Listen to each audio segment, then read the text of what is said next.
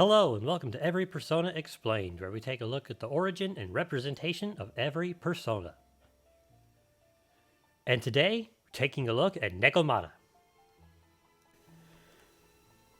Nekomata are Japanese cat yokai that comes in two flavors, mountain and city.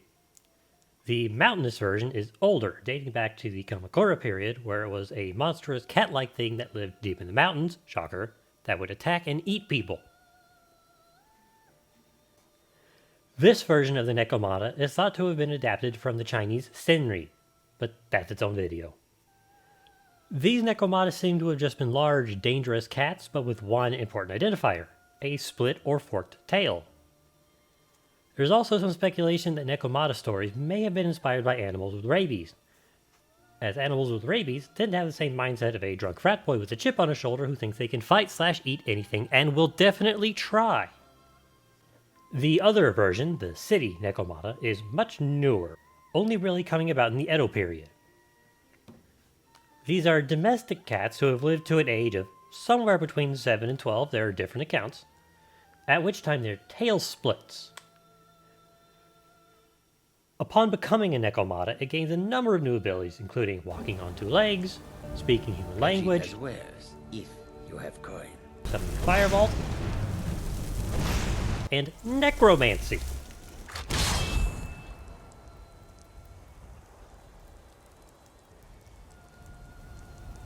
While this sounds like the coolest pet ever, Nekomata have a tendency to kill their owners because, they're malevolent spirits. Especially if the owner has treated them poorly.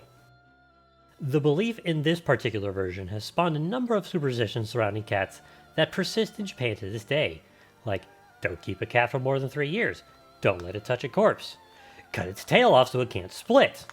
All very reasonable things.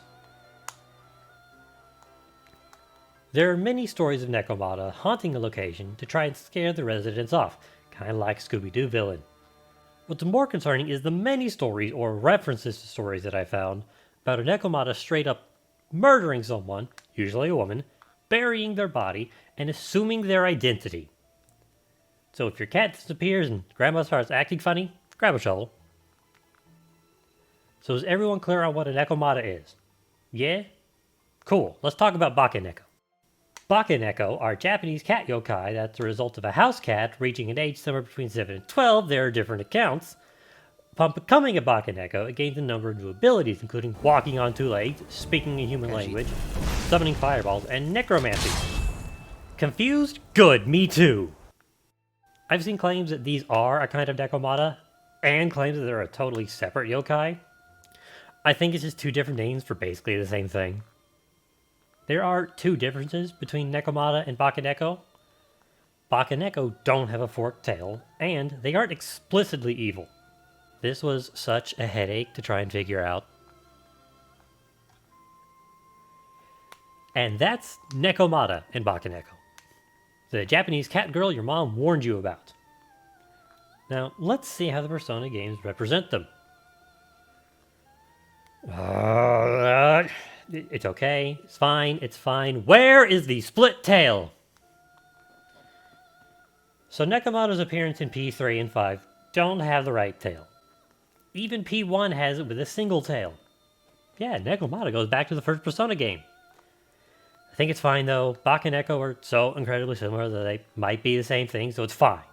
However, in Innocent Sin and Eternal Punishment, Nekomata does have its split tail design, meaning Persona games show both Nekomata and Bakeneko covering their bases.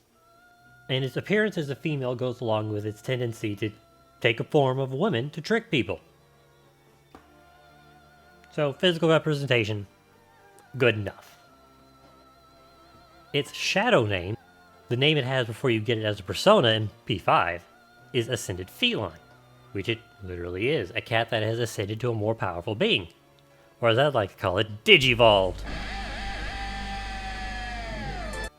Nekomata are categorized in the Hermit Arcana in Innocent Sin and Eternal Punishment, and Magician in P3 and 5. And in P1 is a demon and not a persona, and it's a part of the Beast race. According to the Megami Tensei Wiki, the Beast race contains mystical animals that are not sacred or evil and tend to be more neutral.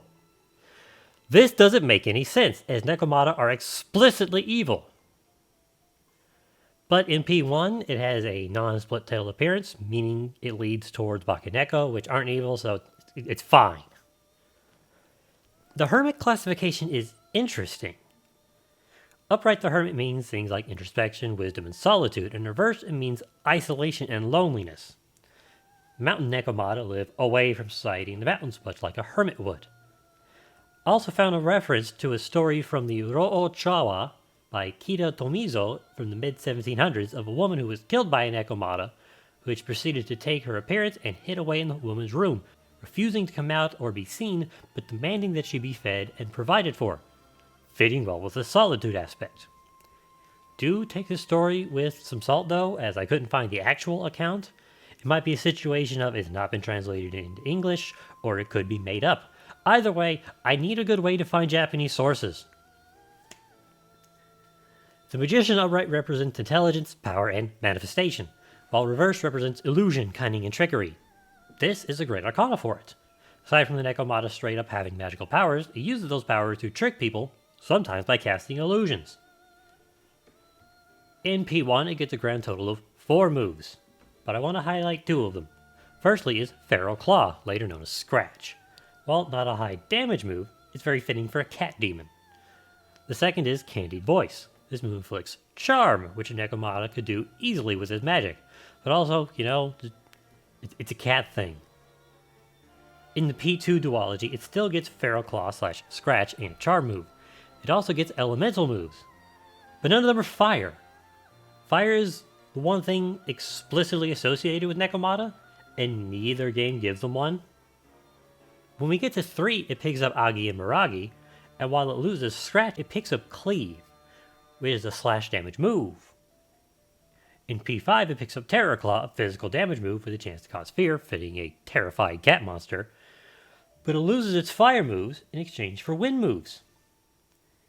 This seems to be a backstep, and I tried to find a specific connection between Nekomata or Bakeneko and wind, but all I found was a Yu-Gi-Oh card, and I don't think that's a good connection.